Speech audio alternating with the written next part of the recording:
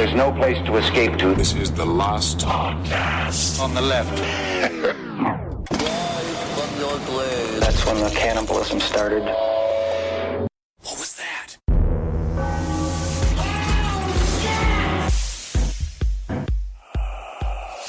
Welcome to the show. That's Marcus Parks. I'm Ben Kissel. Hong Kong Henry Zabrowski can't be here this week, so we are going to play for you guys our Sirius Satellite Radio pilot, Open Lines. This episode's all about ghosts and spectrophilia. Yeah, we started off a little bit light for because a lot of this stuff, I know a lot of our listeners are going to know exactly what we're talking about long before we get to the punch. Of course. But we were doing this as a pilot to introduce people to our specific brand of paranormal research. So bear with us while we get through all the explanations of intelligent hauntings and residual hauntings and this and that and whatnot. We know you know. We know you know. But you're an educated group. Yeah, just enjoy it. And have a great time with it, man. That's right. I'm so glad you guys are finally going to get to hear this. Yeah, it's very, we had a lot of people exciting. ask, wow, when are we going to get to hear it? Now's the time. And you're going to love it. So blast emails over to Sirius and just be like, give us more. Rawdog at SiriusXM.com. That's right. Yeah, and you can tell them if you enjoy the pilot, say, put it on the air. Put it on the air. Get these boys a show. All right, everyone. Enjoy Open Lines.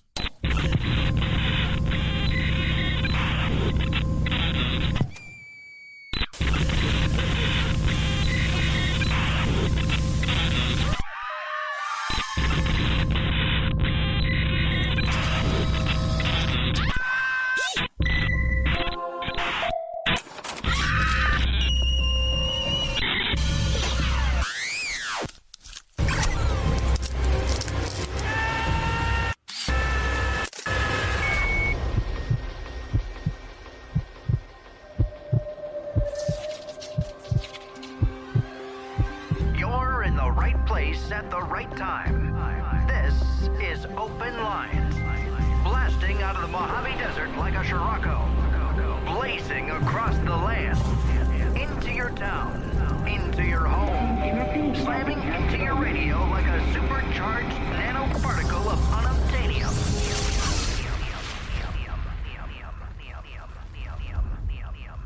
Rat feet. Bat ass. Bat ass. All right, are you warmed up? Slices of buttered ham. All right, welcome to Open Lines, everybody.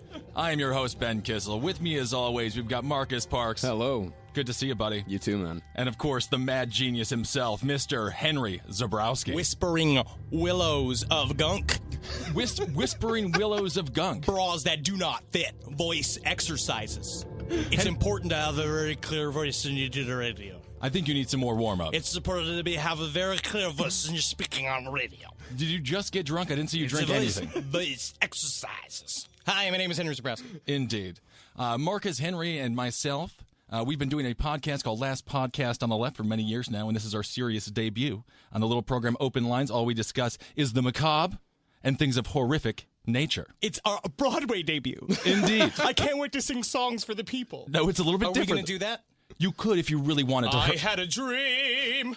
I dreamed it for you, June. Every trucker in Ohio just turned us off. That's great. Thank you so much, Henry. No, we're not here to sing Broadway show tunes. We're here to discuss today's topic, which is the wonderful world of ghosts. You know, we are very big fans of Coast to Coast AM. A big shout out to Coast to Coast AM listeners.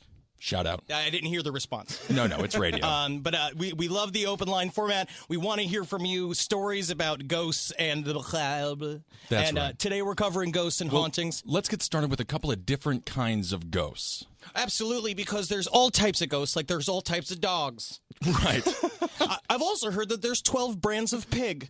Well, there's multiple different sorts of pigs and dogs, but there's two specific kinds of ghosts. Absolutely, and so we're going to pepper it with some information to kind of get you familiar with how we do things around this joint. That's right. So let's start off, Marcus. What is the most powerful of all the ghosts? The most powerful Let's of all start with the ghosts. most powerful ghost. All right. Well, one of the biggest hauntings around are orbs. Now, okay. This is the thing about orbs, right? Is that you take pictures of people go out to like haunted houses and old barns, and they're trying to seduce old Becky, right? And Sure. Becky's 300 pounds. And you just got her out of the pickup, right? You bring your Polaroid camera so you can have a picture to take to show your friends you actually got with Becky. Absolutely. And you bring your favorite Diet Orange Crush to get her out there because it's her favorite syrupy drink to drink, right? By the way, please, when you do call in, let me know what you think about Diet Orange Crush? Because I brought 2 into the studio today, and I have not heard the end of it. He's got 2 Diet Orange Crushes and a Diet Pepsi in front of him. It's like the dinner of an assistant manager at a JCPenney's. Well, I've got a good job, and I'm trying to keep it. Yes, absolutely. Becky's going to leave me if I don't make $65 a year. So people go and they're going to say, like, oh, let's take pictures of some ghosts. Let's go look for some ghosts. Let's get some fucking hard evidence, which is just, it's technically impossible because ghosts, we can't understand them. I don't know what they are. They're not hard. They're technically universal goop. Mm-hmm. So sometimes when people take pictures of ghosts, what happens is these orbs show up on the pictures. And a lot of times people want to say that it's dust particles that get caught in the air and then the light sort of bounces off of them. But I think that they're circle ghosts. Interesting. And what does a circle ghost do? Well, orbs are life forms that travel in groups and are believed to be the human soul or life force of those that once inhabited a physical body here on Earth. Psychics claim to talk to them on a regular basis, and ghost hunters encounter them quite frequently. So let's say Becky, she's a 300-pounder. In real life, you could argue she's sort of an orb. Let's say you kill her. Let's say you kill her when you're in this barn. It's technically possible for her to come back and then haunt the next group of kids who are trying to boink on the hay. She's caught in her bubble prison from now on. She's like, someone bring me my Fanta. Hey, come on, y'all. Where's my chicharrones? It sounds like she's living her perfect life. Absolutely. It just depends on how you're built in life normally. If you're built to stand the orb, then you can do it. Like, I can stand the orb.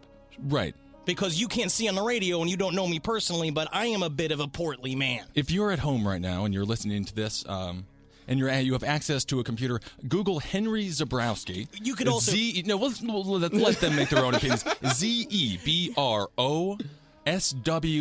You totally fucked that up. Yeah, you misspelled it all over the place. You've known me for 7 years. But no, I've been told I look like a Hollywood version of what's his name, Dr. Robotnik. Yes, yeah. Indeed.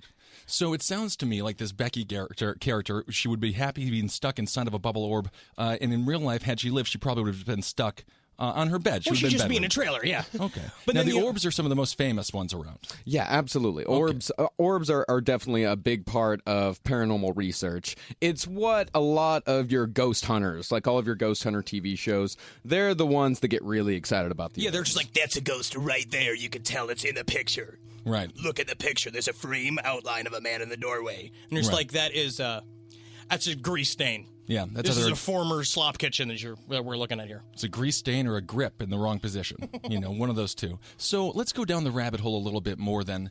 we want to talk about hauntings, because the idea is that we want people to call in and tell us, what is your scariest haunting experience? Have you seen a ghost? Mm-hmm. Please tell me you've seen a ghost, because they won't appear to me. Because I want to see them so bad. I want to see a ghost. I want to get in my hands. I want to hug a ghost. But they never come. This is exactly what you do on OkCupid dates. It's like me with ladies. Right, and this is why they're terrified of you. Because the problem is that I always thought the best way to get a woman's confidence is to grip the edge of her skirt. Right. But that's not... That's not it. In the 1940s, that would just make you married, but it's 2013, so time to change. You just do it for 2 years at her work every single day, and then one day you're married. Arrested. That's what the word you were looking for is arrested. But let's go through some of the more common types of hauntings. And then we'll take a phone call. Well, one of the most common types of hauntings is the residual haunting. That residual haunting activity occurs when something traumatic or stressful occurs, such as when your girl in the barn gets raped and murdered. Sure. I never said that Becky got raped. We were taking her on a date to a barn. Right. Oh, that was my thing. Oh, yes, that was. Okay, yeah. Well, negative energy is literally blasted into the atmosphere, causing the atmosphere to imprint or record the events. Such as in Hiroshima, when the atom bomb dropped and you had the shadow people on the walls. Don't be afraid that we mention Hiroshima, right? It won't be the last time.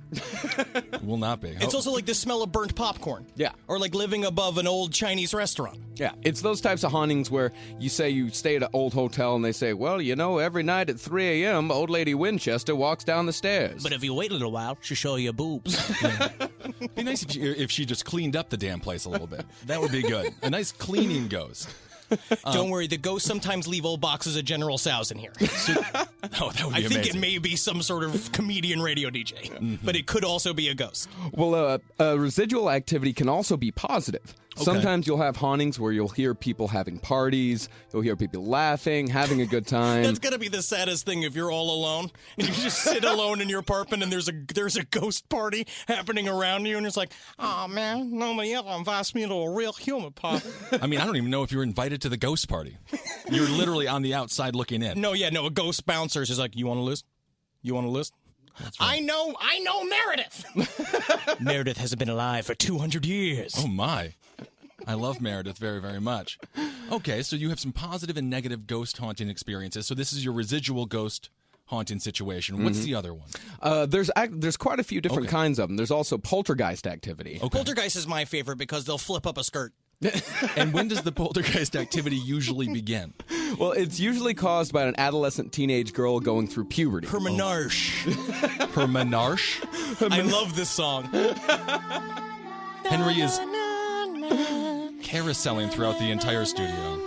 Well, there are some people who argue that poltergeist activity is not actually paranormal, or it is not caused by ghosts, but is caused by certain psychic energies that people who are going through very stressful situations project out into the household. Well, that's also a very common thing for ghosts in general. People talk about that there may be actual entities called ghosts or sort of like intelligence that exists around us. Right. There's also a lot of science is coming out now that all ghosts are just sort of mental activity that get refracted into a space. So if you're a 13, or I guess 12, 11-year-old girl, you're going through your period. Life is very difficult. You hate your father, you hate your mother, you probably hate most of your girlfriends. Mommy don't like me. That's right.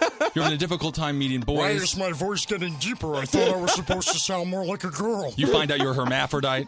I mean, things are very difficult for you. And then the last thing you need to top off this poop pie is a ghost haunting. We actually have a very beautiful friend of ours, Natalie Sanders. This is a shout out to Natalie Sanders, who experienced some very visceral poltergeist activity. I'll begin the story and then we'll take our first call. That sounds fantastic. Natalie experienced some very heavy poltergeist activity when she was living in an apartment in Bushwick, Brooklyn, where essentially she believed that her entire house was inhabited by a jealous female ghost. Okay. She was very beautiful, and I think she, at the time, she had many a paramour. Okay. And so they would come.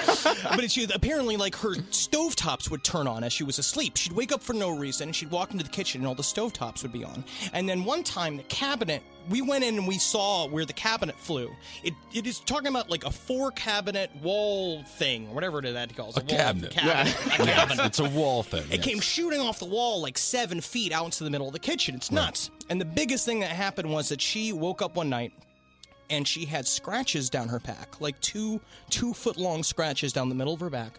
And when she walked up and walked into the kitchen, all the stoves tops were on. And down the hallway was her front door. And there was a bunch of winter coats that she'd keep on there. And she found them off the front door and tied in a circle in her kitchen floor, absolutely soaked with water. And it's the most frightening thing I've ever seen. Going into the house and listening to her tell the story was like, spooky, ooky. I remember you and I actually went to her home and did a seance there. And then she asked us to leave. Indeed. Well, we kind of creeped her out. I think we were far creepier than any ghost that could have possibly been haunting that apartment. Let's take our first call. Andy, what's going on, buddy? Have you ever been haunted? Yes, I have. When I was a small child between the ages 6 and 8, I don't remember exactly. Okay, so you weren't going through period. You weren't going through your period. No, maybe. No, definitely not. That's good. So what are the details? What actually happened? I was just like a small kid. It was nighttime. I was playing on my bed with my toys, and I remember, my room's a square, and I had a window directly across from my bed, and the slats were open. So, like in horror movies, you notice like the periphery thing, and the characters say like they feel it. Yeah. I felt something. Yeah, these are also sometimes known as shadow people. Certain paranormal people believe that those people in the corners of your eyes are actually paranormal activity. Also, if you're smoking people. like way too much weed, like all the time, sometimes you'll see things in the corners of your eye. But that's just kind of what I do to myself. Andy, that's my follow-up question. Were you stoned at 6 years old?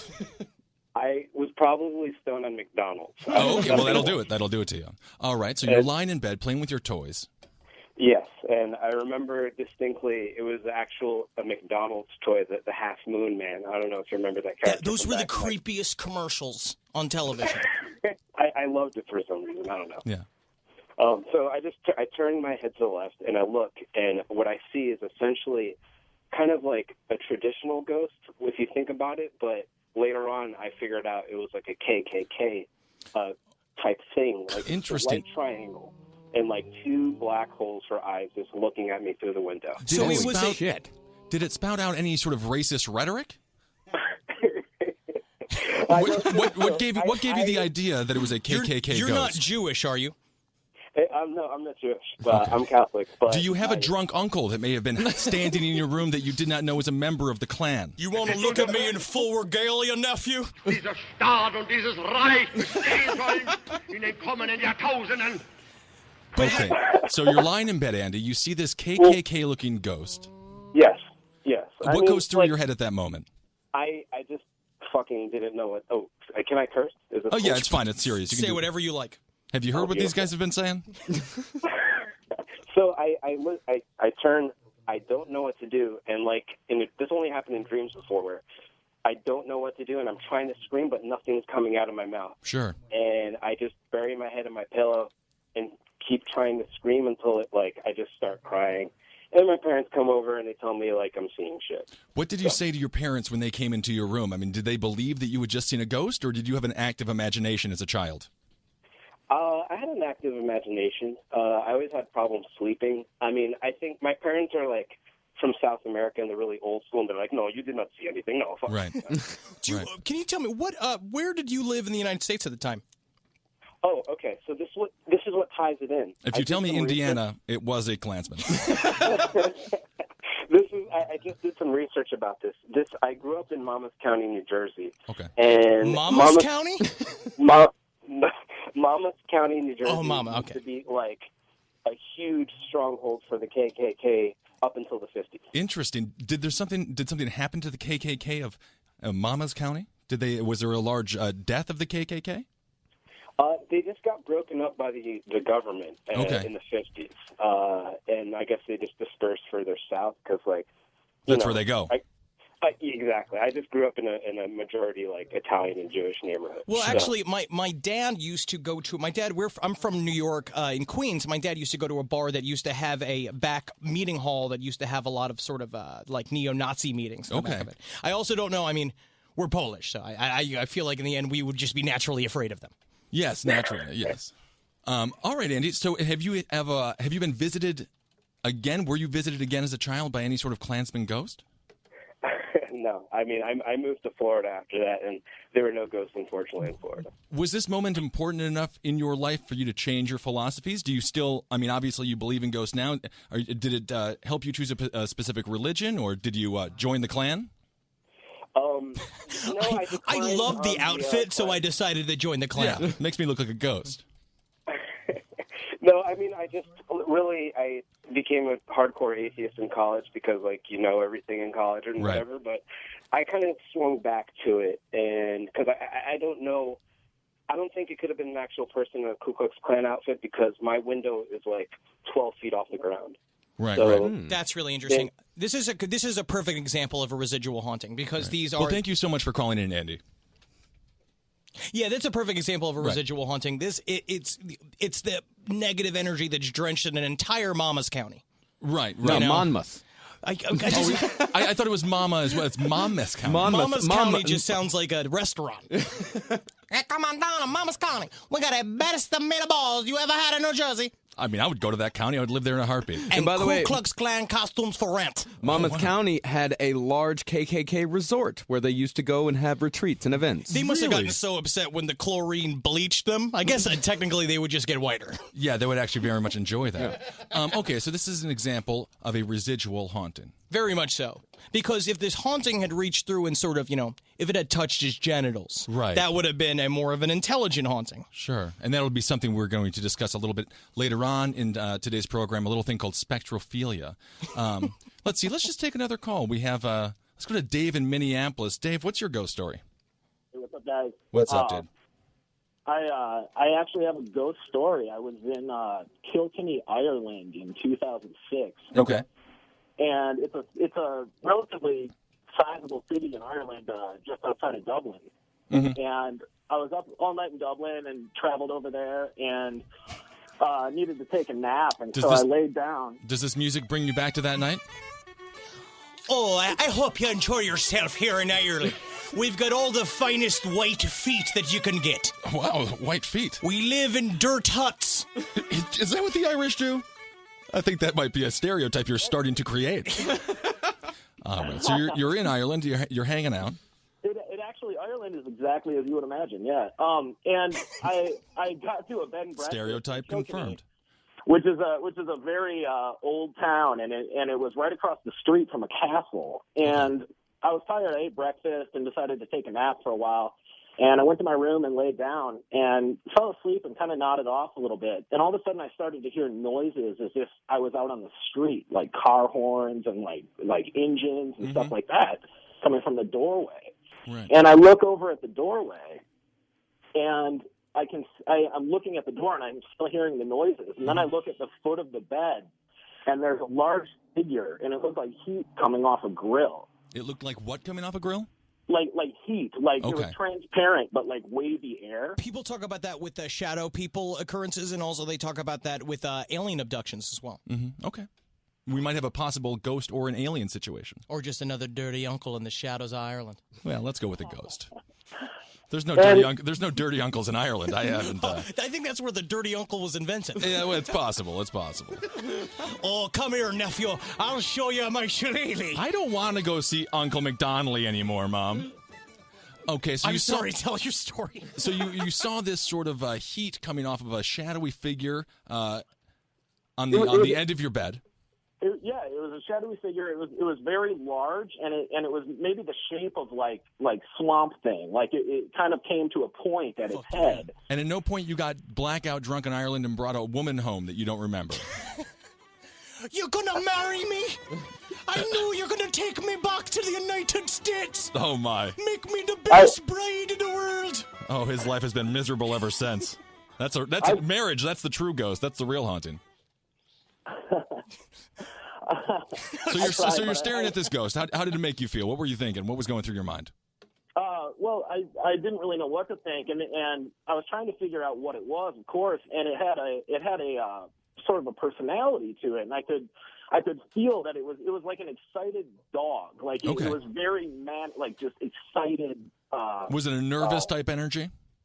No, it just was very. I guess you could say it was a nervous energy, and it was kind of happy and kind of like. Was it like that? Did it feel like that? Did it feel like a nice dog bark in there? It did feel like that. It felt very excited in just a very sort of innocent way. It just had a lot of excitement to it, and so did you attempt to engage the figure? No, I just stared at it. I had never experienced anything like that before, and I absolutely did not believe in ghosts beforehand. And suddenly I got sucked, like, into not like down into it, but I got completely stuck to the bed. Like, I couldn't lift my arms or legs. Really? And that's also really common with alien abductions. Okay. It's also sleep paralysis, which also weirdly happens. You could have been asleep.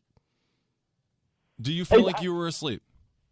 I was completely lucid awake, except for I had been asleep leading up to that moment. Sure. It was when I heard the noises from the street that I woke up. But I was in the room. It was exactly the time of day that it was. Like, there's no way that I had taken enough note of the room to have the details of it that clear in my mind.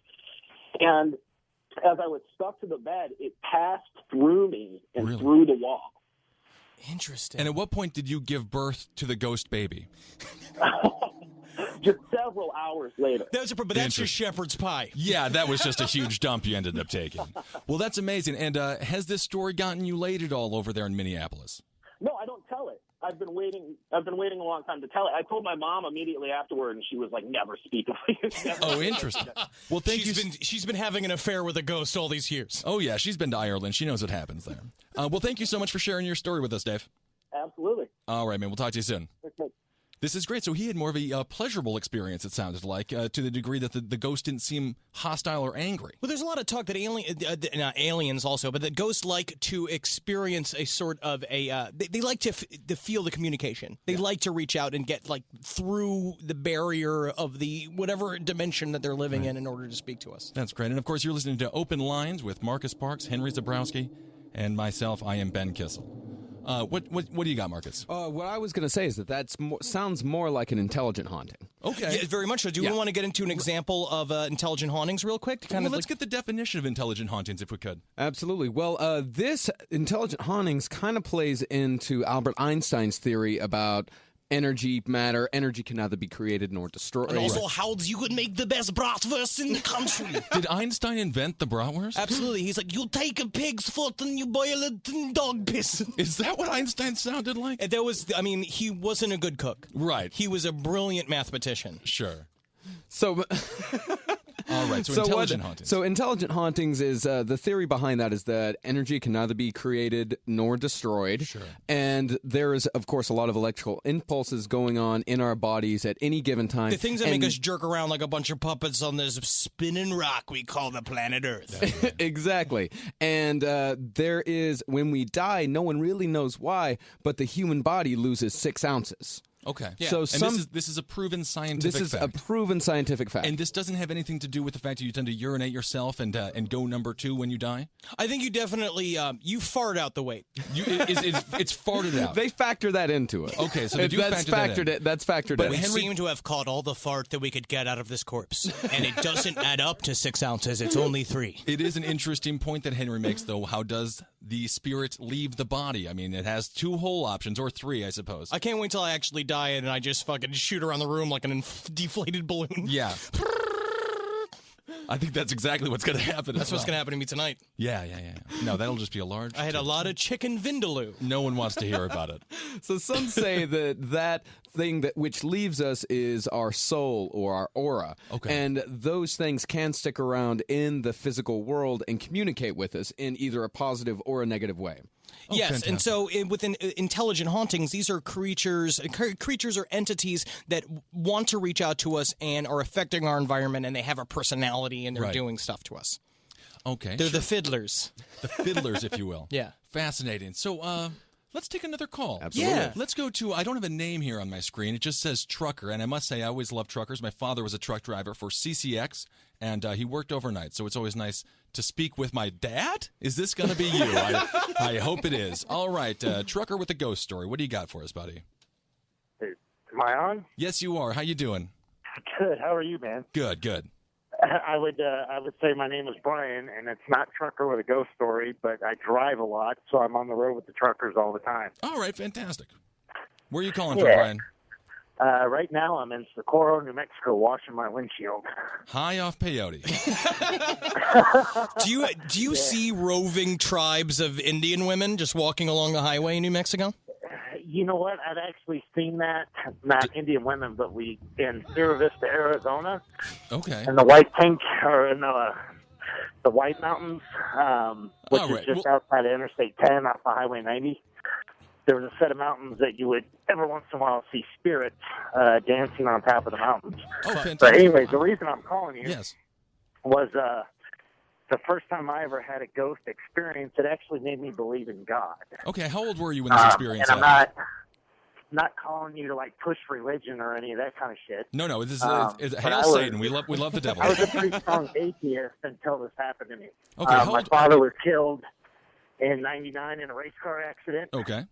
And I just happened to be up in Flagstaff, Arizona, and I was visiting what he called his cabin. Okay. Which was actually a pretty big house up in Forest Highlands. But it's about 2 o'clock in the morning, and I hadn't been smoking pot or doing shrooms or anything like that. Mm-hmm. But did Just you wish that you had visiting the place where my dad spent so much time at? Okay. And I'm laying in my bed in my room, and I can't really sleep anyways. And the house is pitch black. You know, I'm always one of those people who like turns off all the lights and that kind of stuff. Right. And, you're a responsible man. You're conservationist. Yeah. You know, I yell at my cousin all the time because he can't turn the damn lights off in the house. I agree. But anyway, laying there and I see a light come on in the house. Okay. And I'm like, okay, first of all, I've got the alarm on. There's no way anybody could even get into this community. Right. You know, but I'm going to go see what it is. Sure. And I open my bedroom door, and surprisingly enough, my dad is standing there. Really? Clear as day. It wasn't. Is it like possible that your father faked his own death, went back to get some bags, and then he didn't realize that you were going to be there that weekend? Maybe he was just trying to leave the family there. Yeah, who knows? I struggled, you know, when my dad died, pretty bad. Of course. You know, when he died, I started banging every hooker I could find. And I can't wait for my father to die. I hope I have a similar reaction. The problem is you just lived that life as a comedian already without the excuse. Yeah, that's true. Yeah, and I mean, I was smoking it all and snorting it all, and Right. just having a rough time in life. And, Of course, and had no faith or any of that kind of shit. But it's a when very that traumatic experience. So you're at the cabin there. You see your father. What goes through your mind? well, it scares the shit out of me. Of course.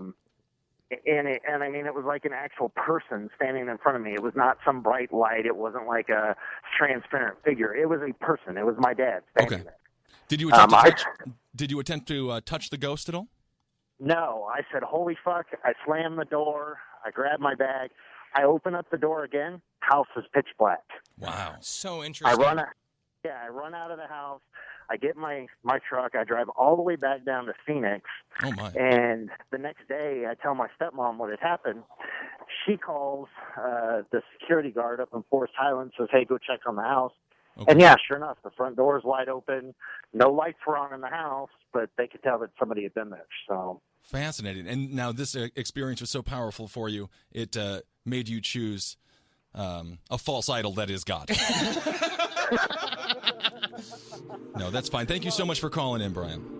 Hey, man, you guys have a good night. All right, you too, brother. Yeah, you see, that's also really interesting. I think it happens a lot with people that when you're close with someone, it's those bonds are already created, and so Right. it's so much easier for them to come back and see you again. Absolutely. You know? Absolutely. I mean, at the same time, I just feel like if I go to heaven, y'all ain't seeing me never again. No, because no. I'm going to be drinking keg butter with Beethoven, playing on the old pearly whites, Jimi Hendrix, Well, you will not be going to heaven. hanging That is out for with sure. Einstein and Michael Clark Duncan. As a matter of fact, if you want to see the future of what Henry's life will be like after he dies, Henry was the star of an adult swim program called Your Pretty Face is Going to Hell. You can find it on Hail Satan! Hail Satan. Hail You can Satan. find that online. And that's, of course, is the man that you just heard speaking there. He's beautiful in his true form, looking like a devil. We were just talking about souls leaving the body. We've got a great caller here. He works in the ER, and he swears he felt a child's body, felt a soul leave a child's body. Robert in Alabama, what do you got for us, buddy? Yeah.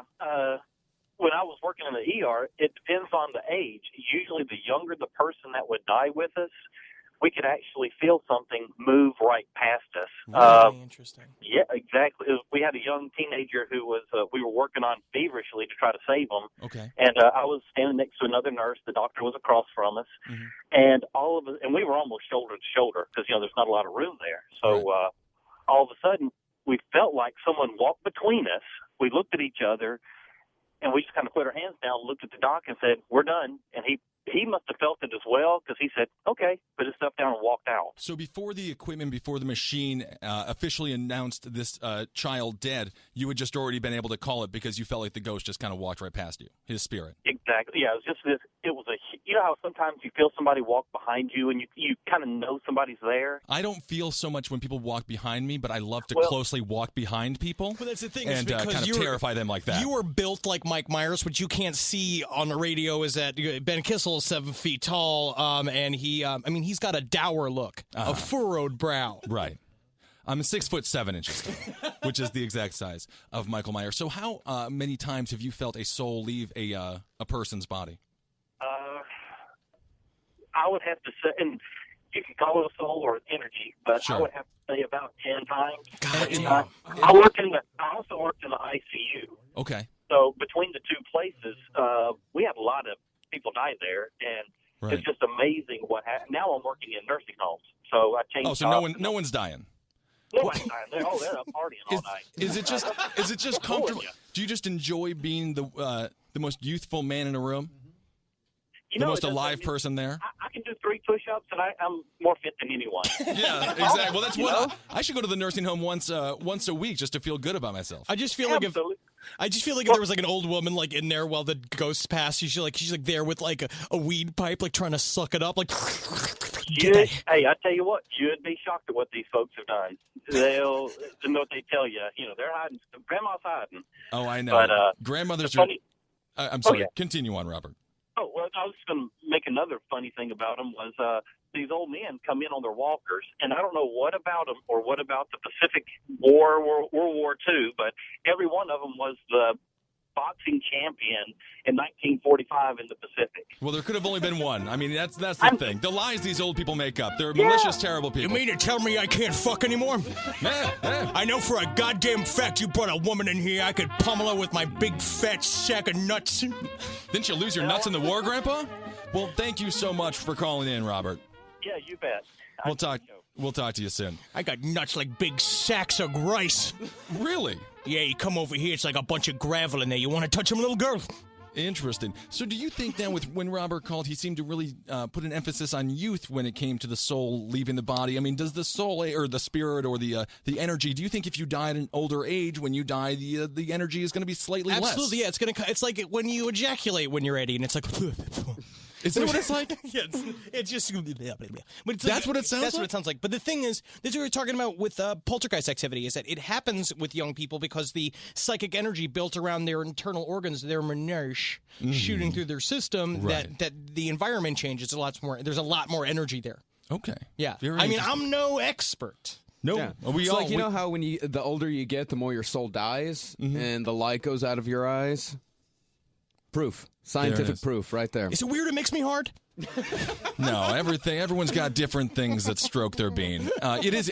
I did like the point though about old people. They're malicious human beings. I was with my grandmother at her nursing home, a very nice place. They got big knuckles and they grab at your knees. They're stronger than we could ever be. I'm eating lunch with my grandmother, and she looks around the room at all the old couples, and she just points. When she dies, I'm going to have sex with him. When she dies, I'm going to have sex with him. I'm like, Grandmother, you're wishing these women dead. And she's like, yes. Yes. And then I will have sex with her. Yeah, pretty much. She might be. All right. Well, let's get a story here from Ed in Brooklyn. Ed, what do you got for us, buddy? Hey, guys. What's going on? What's up, dude? So I had this weird thing happen to me when I was a kid. I was after a Cub Scout meeting. And Eddie, I couldn't help but notice that you sound really fat. Are you the fattest caller that we've had all day? I was actually the biggest baby born in Florida. That is true. I have what doctors call a little bit of a weight problem. Yeah. So you got a good ear, buddy. Yeah. So anyway, being a chubby Cub Scout, we were leaving. It was I was at a Catholic school. And next door was a graveyard. And my father's driving me and my mother home, and we're passing the graveyard, and there's just like this blue shadowy figure in the road. And me and my mother start screaming to my dad, like, stop the car, you're going to hit this guy, And my dad's like, there's nothing on the road, and then he drives right through it. Right. And me and my mom lose our minds. We just go crazy. We just start screaming. You hit somebody with the car. There's someone. You just killed somebody. Did you feel like the car did hit something? Was there a thump or any sort of... No. It didn't feel anything at all. And you know how disappointed your dad was that he didn't hit a dude in the road. Yeah, he was really hoping that you guys did see something. Every man wants to kill something with their car. Yeah, well, you hope for the best. Indeed. And so anyway, we got out of the car, me and my mom, and my dad. We got out of the car. We look around. There's nothing there, and we're freaking out. We're like, we know you did something. We're calling out. People are passing us. It's crazy, and there's nothing there. Your dad just peels the car out of there, and you just leave and you guys are just left on the side of the road. Well, what happened was, as soon as we got back in the car, we started driving away, and then I don't know how, but the locks on the car. I mean, it could just be some weird thing that happened, just randomly coincidence. But the locks in the car just started going up and down like crazy, like madhouse, just up and down, up and down, up and down, up and down. And then it stopped, and we went home, and we just never talked about it again. Right. And fast forward years later, I'm in high school now, and I'm driving by the same graveyard with my buddy Tim, and we're driving by the graveyard. And I never told him the story. We've never talked about it. It's just it never came up. And it doesn't sound like you guys were very close friends. Well, you don't really talk about things that are slightly embarrassing, or that's why it's good to call in here and be anonymous. Right. And so I never told him about the story, and we're driving, and he's like, stop, you're gonna hit somebody. I didn't see nothing. I drove right through. Same thing happened. He's like, you hit someone. In my mind, I'm freaking out because I know exactly where I am. Like 5 years, 7 years later. Yeah, just flying back through your brain like shoom, shoom, shoom, shoom, shoom. So you're driving this time, much like your father was driving the last time, and now the person in the passenger seat sees the similar blue shadowy image. Yeah, exactly. That's how I knew it. That's how I knew he was telling the truth. But I asked him, I was like, what'd you see? What'd you see? It was like this blue, shadow, the dude in the shadow, and I was like, bro, let's get out of here. And then I just told him the story, and we freaked out. That's interesting. And then you ripped crazy bongs. No, not yet. That was 2 years early. And was that the last time that you had seen a ghost, or did it follow you throughout life? No, it happened a lot to me. Weird things happen a lot. That's the most. That's the one that sticks out the most. I had a house that I lived in Boca Raton, Florida. Okay. And which is already filled with pre-death people. Indeed. Absolutely. And the house, it was always a brand new house. Right. But it was somehow it was always something going on. There was things weren't where you put them. I mean, everyone makes mistakes. Right. But things weren't where you put them, and like doors would shut, and I'd walk in the kitchen and the cabinets would be open, and like there'd be random people banging on the doors. Sometimes I had this one instance where I was on my phone with my buddy, and there was a bang at the door, real loud, and I was like, I opened the door, no one's there. Mm-hmm. And there's like a screen there. It's hard to get in and out without me catching you. Right. And so I was just like, is that you? You messing around with me? He's like, no, I just no, managed no. you running through the house as well, going like, come here. Yeah, I let it in probably. Yeah, that's for sure. And then, so I'm like freaking out. I'm talking to him on the phone. I'm like, I don't know what's going on, man. Let me hang up, figure out what's going on. Someone's messing with me. And then just then, when I hang up the phone, I look at the sliding doors, and there's absolutely nothing there. And 'cause obviously you could see through them. Right. And the doors start shaking. They just start violently shaking and banging, and I lost my mind. I just left the house. Oh yeah. And then.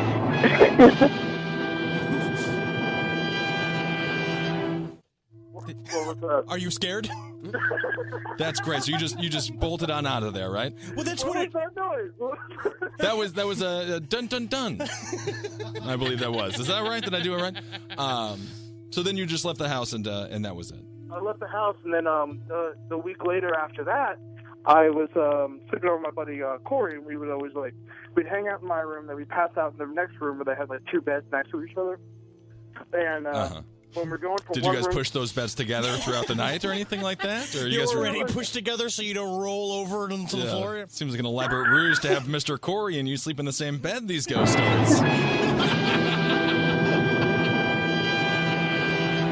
All right, Eddie, I'm so sorry. We got to cut you off short. We need to take a break, and when we come back, we're going to discuss a little thing called spectrophilia. Stick with us, guys.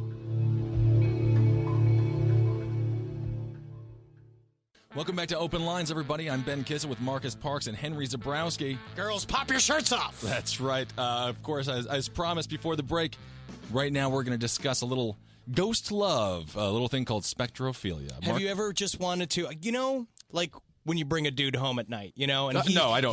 Listen, let's say you're out on the town and you're in college and you're just trying to experience something new, and you just bring a dude who tells you that he's a poet and a guitar player, and he works on the railroads. As they all do, and he comes into the house and he makes furious love to you. Sure. Just messing with your chest and grabbing on your butt like real hard, but also like speaking Byron, and then you wake up. Speaking what? Byron, Lord Byron. Oh, I see. Sure. And then you wake up in How the morning does that sound? Like, thee and thou, how cleft and ripe your buttocks are. Oh, okay, I see. Sure, that is enchanting. And then you wake up and he's gone. That's like fucking a ghost. Oh, so a terrible one-night stand where you may or may not have dabbled in homosexuality. That's spectrophilia. When you bring old Sandy home as the last girl in the bar at 3:30 in the morning, and then you wake up and it means you're married to her. It's 7 years later and you got 4 kids. That's like fucking a ghost. Indeed, that's what we call the old Polish relationship. All right, Marcus, what's the definition of spectrophilia? Well, the definition of spectrophilia is a sexual attraction to ghosts or sexual arousal from images in mirrors. Okay. Also, it is the phenomenon of sexual encounters between ghosts and humans. So, but what about just watching ghosts fuck? I mean, that is part of spectrophilia because it is a sexual attraction to ghosts. Like, say, we have sexual attraction towards women. We like to watch women fuck. Same thing with ghosts. Interesting. Sure. So, as a man, if you love a ghost, How is there an OK Cupid for that? Is there an Ghost Harmony? I think How a lot do of you it. find ghost love? What? Oh, this is nice. That's sweet. I hope everybody is ready to meet Ludwig von Beethoven. Ooh, very nice. I love. Hello, girls. I Ludwig. play the piano and I enjoy many different types of harpsichord music. You know what? I'm more of a rock and roll kind of gal. I love very tall socks on a girl, and I like it when a girl is wearing a whole bunch of sick cotton dresses and ribbed things to keep in her large gut. Well, I do have a large gut. Do you have a condom by any chance? What is a condom? Never I have mind. sex through a wool mitt. Oh, okay. Well, that's totally fine. So how do you find ghost love? Well, spectrophiliacs, one of the things that they do very often, this is something that psychologists who have studied this found that many spectrophiliacs masturbate against mirrors. So Kanye West is a spectrophiliac. Not necessarily looking at themselves in the mirror. Okay. Just looking at the mirror, like looking at it's like seeing a different world. Okay. It's like being able to ejaculate into a different dimension. Oh, my. I've That's heard what of happens every coming single- on a butt, but that's a whole nother world, That's huh? every single time I rip bowls and just masturbate. I'm just like, oh man, I'm gonna come on Mars. Yeah. And there are also I think you're some a felon on Mars. It's just some Martian just like, it's raining again. This is so weird and sticky. This salty rain is helping the flowers grow. Whatever this rain is, must be God. You can't be the god of Mars. Don't make yourself like god of Mars at the end of this jack-off joke. Spectrophilia also includes the legends of the incubus and the succubus. Okay, what's an incubus? An incubus is a man demon who takes the soul of a woman by having sex with her. Okay. Yeah, and he comes in and he's rammer, and then, and she's just like, thank you. Right. And a succubus is a woman who does the same to a man. Kind of like the woman takes the money. Yeah, and Dan Aykroyd in Ghostbusters when he's laying in the what was a cutout scene when he's laying on the bed and the ghost zips his fly and sucks his dick. That's the thing, ladies and gentlemen. If you remember that scene in Ghostbusters, we probably watched it when we all watched it when we were younger. I never really got the whole ghost blowjob scene, and I watched it as I was older, and I said, this should have been edited out of the movie. Dan Aykroyd is getting blown by a ghost right now, and as a child, I'm like, he's making funny faces. I wonder what's happening to him. Mommy, why is he tired? Shh, go to bed. Mommy has some ghost fucking of her own to do. She's doing. That's a big Twinkie. Oh, my. That's good. I got a feeling that scene was just, they were saying, like, listen, we got to cut the scene. Dan Aykroyd's like, I'm not doing the movie unless the scene stays in. I'll be out of the movie unless that's right. The scene stays in the movie. I have a supreme ability that I think that if we just do the scene, that maybe, just possibly, a ghost will really suck my dick. Dan Aykroyd's dream come true. All right, speaking of mirrors, those are often in bedrooms. What else is in bedrooms? Hotels. We have a hotel manager on the line. Very good segue. I mean, honestly, I'm genius. I just do want to say that. All right, we got Morgan on the line, the manager of a haunted hotel. Morgan, what's going on? What's some hauntings you've seen in this hotel? It's actually it's Martin. And another correction, I'm probably the fattest caller you've had in today. Oh, wow, Martin. All right. Well, I don't know if you know how fat Ed is, but how fat are you? I'm sorry, well, 275, I think. Is the And last time I checked. how tall are you? About 6 foot. That's nothing. No, you're a good size, Martin. Never call yourself fat again. You're a true American. That's right. God damn it. You can't let the commies win. Keep on eating. There's a witch hunt in this country against fat people. Indeed, I agree. They're coming for us. You know what? I think you're winning. I don't think there's a witch hunt. It's a war of attrition. Until Bloomberg takes our sodas. All right. So, Martin, you're working in this hotel. You're agile. You're healthy. You're a great hotel manager. What's some hauntings you've seen? Or one specifically that really sticks with you? One specific. Okay. Well, I'm not going to mention the name, but we're right next door to the Alamo Hotel, obviously. Okay. So longest operating hotel west of the Mississippi. Wow. You know, the Battle of the Alamo took place on where the hotel is at right it now. happened in the lobby. Yes. Okay, in the lobby, we had the Alamo situation go down. Yes, you're Okay. correct. But specifically the second floor, everybody says it's haunted. I've been there for 3 years. Okay. And there are a few things that happen. One that really sticks out to mind is the second floor, the early 2000 rooms, 2002 to be exact. Okay. the room is not a room. It's a storage room because of some bad plumbing that happened. And, well, people don't want to pay. Bad plumbing happened. It's full of dookie? Well. All right. Well, that's sort of Probably so. That was just it was just an incident that happened a couple of years ago that the hotel just didn't want to spend that kind of money to restore it. Right. Yeah, We're the under dookie will work itself out. That's right.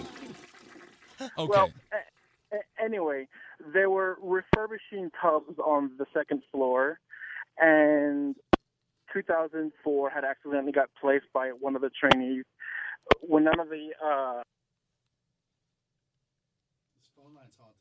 I'm sorry, we lost Martin. That was. Did that play through the beeping sound there? That was Martin's phone line. Yes, definitely a haunting situation. We lost him. I think he's calling from one of those World War II, like behind enemy line phones. It is a good possibility that Martin himself was a ghost and is not real, and you can tell when people call from the netherworld. Did we fucking just blow the lid off of ghost evidence? I think we did. And what greater name for a ghost than Martin? Martin! Martin, I need to see you. My bedclothes are soiled. Right. And then Martin goes and he fixes up the entire hotel. Martin, I'm all out of ice for my feet, Martin. That's fantastic. Well, unfortunately, we won't be able to hear his amazing haunted stories. Well, I did find out some information about the hotel that he's talking about. Okay. Oh, very good. Yeah, absolutely. It's called the Menger Hotel. Like Mengele? Like Mengele. Mengele, okay. Menger. And okay. The most famous ghost they have is named Sally White, and she was a chambermaid that was murdered in 1876. Okay. And reports of mysterious footsteps and sounds and things being moved by unseen hands was she murdered? Are numerous. Was she murdered because she messed up the plumbing in room 2002?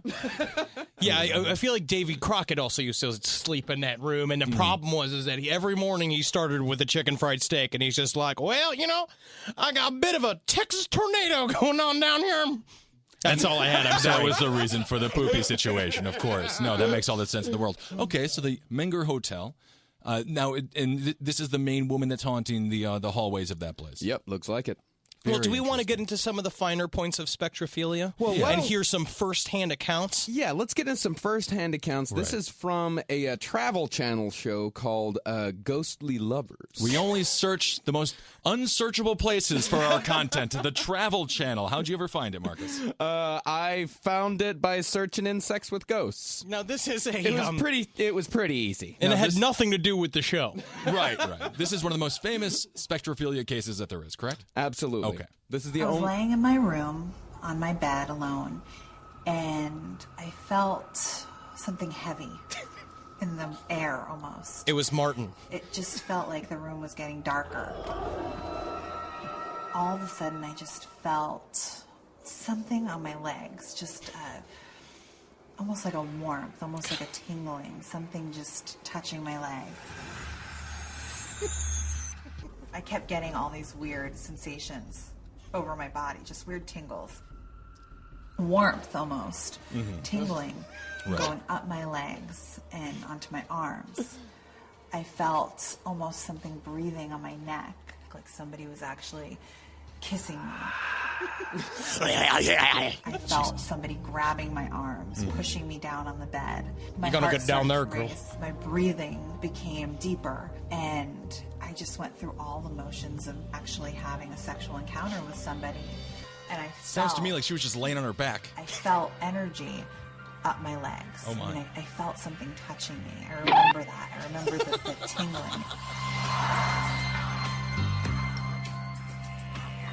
It's so hard to explain unless you've experienced, because it's through your whole body, and it's a warmth that comes almost from the inside out, and you feel sensations on your skin and inside and through your body, and you feel just almost encompassed in this Ghostjism energy. God, I wish women would describe having sex with me like that. No, That's it's for always damn just being sure. like, the Bigfoot man came and laid Right. on me, and he gave about 4 pushes, and then he fell asleep. So. Yeah, he was drunk. It was about 2 o'clock in the morning. He texted me and told me he was outside, so I let him in, and then I don't think he's going to text again. 'Cause he's an animal. All God, right, well, what happened to her?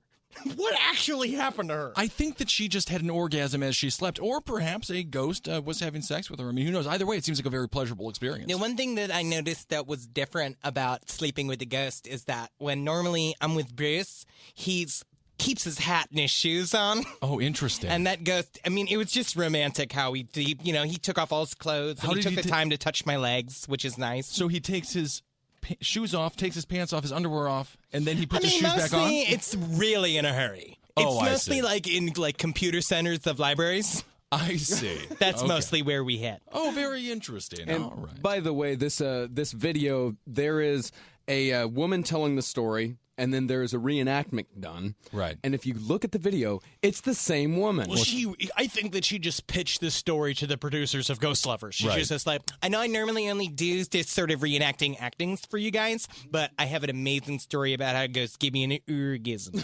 Well, you've got our attention. I think we're going to let you talk about it. Let Brandy do it. Whatever. Well, Brandy's my girlfriend, and she's going to do whatever she wants as long as I'm in charge of Ghost Lovers. All right. She's on the show. It's a great, saucy story. It's going to be an empire.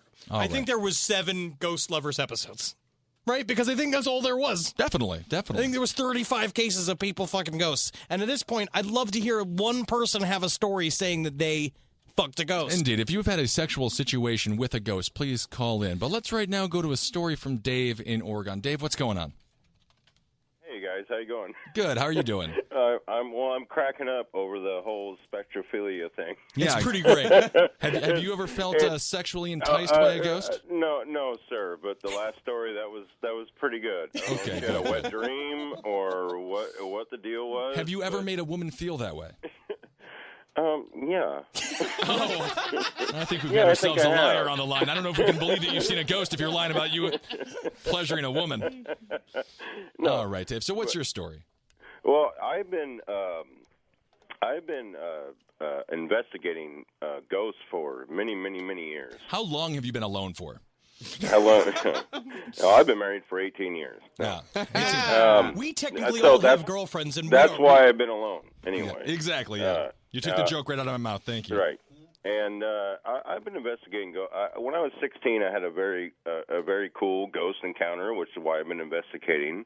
Fantastic. Ever since then. Okay. What happened when you were 16? Well, me and my mom moved into this place, and when we moved in, it was kind of like weird. Like you got a weird vibe, just kind of weird in there. Right. And that's a sure sign of a residual haunting. Okay. And well, yeah, exactly. It was residual. Mm-hmm. I had a touch lamp in my room. Okay. And this thing would and I'd wake up in the middle of the night, and this thing would just be going off and on, off and on, off and on. And rapidly, this would be happening. And I told my mom, there's something wrong with my touch lamp. I got to get a new one. Mm-hmm. So I got a new one, and it would do the same thing. And then I'd be in the kitchen above my bedroom, and I would hear people walking around, like footsteps. And I'm like, what the fuck is that? Right. What is that? And I go up there, there's nobody there. Okay, whatever, because I didn't believe in ghosts then. And then one night, I turned my lights off, I got into bed, and my bedroom door opened. It actually physically opened, and this thing came into my room. Okay. And at that night, I was by myself in the place. There was nobody there. How were you feeling? What was going through your brain when that happened? Well, I thought it was, it was like a woman wearing a nightgown. I thought maybe it was my mom or something. Sure. It was dark. The door opened. This thing came in. It stood at the end of my bed and looked at me. And I picked my head up and kind of looked at her like, okay, whatever. How did it look at you? Was it inquisitive? Was it like I couldn't see a face. It was like black. Okay. And then it turned around and left the room, the door shut. And I thought it was my mom. So I sat up thinking she might have come home early or something. Right. So I sat up and I'm like, hello? And I get no response. And I'm like, well, what the fuck? Right. You're going to come in my room, look right at me, and not say a damn word. Yeah, in So full, I'm all black pissed face, off. like minstrel Yeah, I'm show all attire. pissed off, so I get out of bed, and I open the door. I go looking through the house. Well, what the hell? I go, nobody's there. And I realized it was kind of like, holy shit, I just saw a ghost. And from that point on... how did that change your life, Dave? Well, it changed it because when I told my friends about it the next day, nobody believed me. Mm-hmm. They thought I was crazy. Like, oh, you didn't see it. I'm like, no, it was a ghost. Looking back on, I'm like, no, it wasn't even walking. It was floating. they're like, no, dude, you're just crazy. You're just, and I'm like, no, I fucking saw it. So I have been doing my best in my time and I ghost hunt all the time. Well, do you have a company that you ghost hunt for? Is there a title that you want to give? No, I do it on my own. So Dave's Ghost Hunting Company. Yeah. All right, everybody. If you live in the Oregon area and you feel like you're being haunted, call up Dave's Ghost Hunting Company, and he will solve all of your ghost problems. I just love the fact all that right, so thank many you so people, much for calling, Dave. So many people have ghost stories, and I feel like that's why it's a phenomenon. It's definitely, I mean, of course, it's old as time. Everyone's talked about ghosts. There's something else to the universe besides what we just physically normally experience, except, especially when you're smoking crazy dubes. I mean, I just think that helps you see that shit. I agree. All right, obviously, we're on the topic of spectrophilia. We have our first female caller, and I'm being told she has fucked a ghost. So, Lisa, you're on the air. How are you? I'm good. How are you guys? Fantastic. So, where were you, and what happened when you had this ghost sexual encounter? Okay. First of all, I've actually had a haunting experience at the Menger Hotel. Really? So when that's what got me interested in the program. I just got in from the airport, got in my car, and I was like, oh, I know this hotel because we got haunted there. But it was a very strange experience. That's called a synchronicity, and that's actually very important to sort of ghost stories and ghost experiences like that. That shows that it's real. Well, you'll have to call back and discuss the Menger Hotel haunting, but let's get to the sweet, sexy ghost haunting. This was a very, very odd experience. And okay, first how old were you? I was probably 28. Okay. And I'm 48 now. So you were a supple 28 years old. And I'm still a supple 48-year-old. But I love you. Anyway, I was a young mom. Okay. And I'll preface this with saying that I've always, as a kid and all my life, I've always had some of this sort of, this strange experiences with ghost spirits. Sure. See things, hear things, but I always kind of blew it off because I knew if I talked too much about it, my mother would make me go see the priest, and Oh, you never want to see the priest. That's never it. go see the priest. Never see the priest. So you're the devil and all this stuff. So I'm laying in bed. Okay. I'm having this dream, and it was a pseudo sexual dream. Sure. And I felt very pinned down, like just and not in control of my body. And everybody has those little moments when they're waking up where they have like an out-of-body experience, or sometimes you don't feel like you're quite there. You've engaged It's more just a hope and a dream that I'm not me. It's like, maybe I want to go and be somebody fun today. Yeah, exactly. So I'm laying there, and I realized I am having full-on sex. There it is. And I thought, okay, my son of a bitch husband has got me in my sleep. So you were celibate, so it could not be your husband. It can only be a ghost. Well, it could have been my husband, but I am. So now I'm awake. But your husband was not a very good lover. He was okay, but okay. So, that's a deeper story. The sex you were having was just so unbelievably amazing. It was unbelievable, and I was just like, "Oh my god, what the hell's going on?" So I did you actually feel the pressure, as if a ghost penis was going inside you? Yeah, everything. Wow. I was having sex. Okay. And it was great. It was great sex. I had, there were hands gripping me. Right. There was a body laying on top of me. I was actually had moved my body into the missionary position. Oh, wow. So I opened my eyes, and I can see a shape on me, but then I can't move. I can't move my hands. I can't move my legs. I am being moved. And how many orgasms have you had at this point? At least one, because that's what woke me up. Fantastic. If I could wake up with an orgasm every single day, I wouldn't be so grumpy in the morning. I'll tell you that. Though, but the problem is that the male orgasm is just bleh, and it's done. Yeah, that's true. Okay, so you have one orgasm. You're being controlled.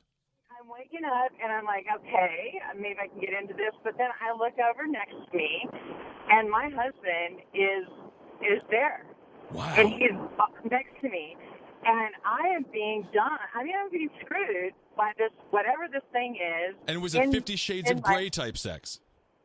It was kind of like it holds you down. But right. what I could discern, the body on me was a very handsome, man. Wow. And a very good-looking man. And he was looking at me, and it was smiling.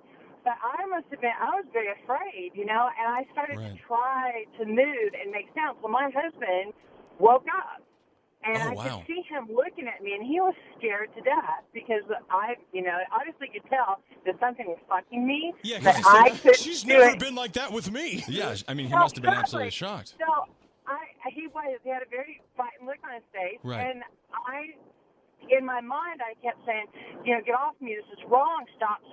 And the very beautiful man that was laying on top of me, holding my arms down, having his way with me, turned into this hideous-looking creature. Whoa. And, I mean, it was this scary, demonic-looking thing, and I could not get a scream out, and I was fighting inside of my body. I was like, wake up and go, scream at this thing. So all sexual pleasure is gone now. This is just sheer terror. At this point, I realized that this is a rape, right? Right. And so I scream, finally get this god awful scream out, and this thing goes away. Wow. And my husband, you ruined it for him. I did. He was like, I was enjoying watching it. He did not see the shape of the thing, but he could see the fear in my eyes. Right. And he picked me up, grabbed me, and he held me, and he said, "Are you okay? Are you okay?" And he said, God be with us, God be with us. He didn't know what to say. He's not a religious guy. Right. But he was praying, and I burst out in tears, and I told him what was happening to me and everything.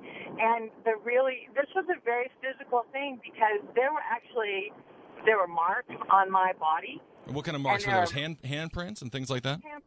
There were handprints on my body, and there were bruises on my hip bones because Amazing. this thing was pounding the hell out of me. Right. It was really going to town on you.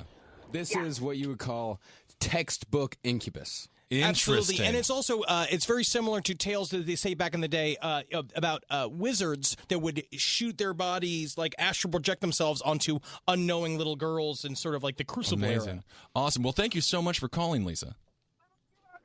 All right. I mean, I know it wasn't a hilarious story, but No, it was very intense. That's what this show is all about. This show is all about true ghost hauntings and paranormal activity and things like that. And please call back when we record or when we're I'll try on the again. linger one sometime. Yes. Okay. Well, we're have a excited. great night. You Bye. as well, Lisa. Thank you for calling in.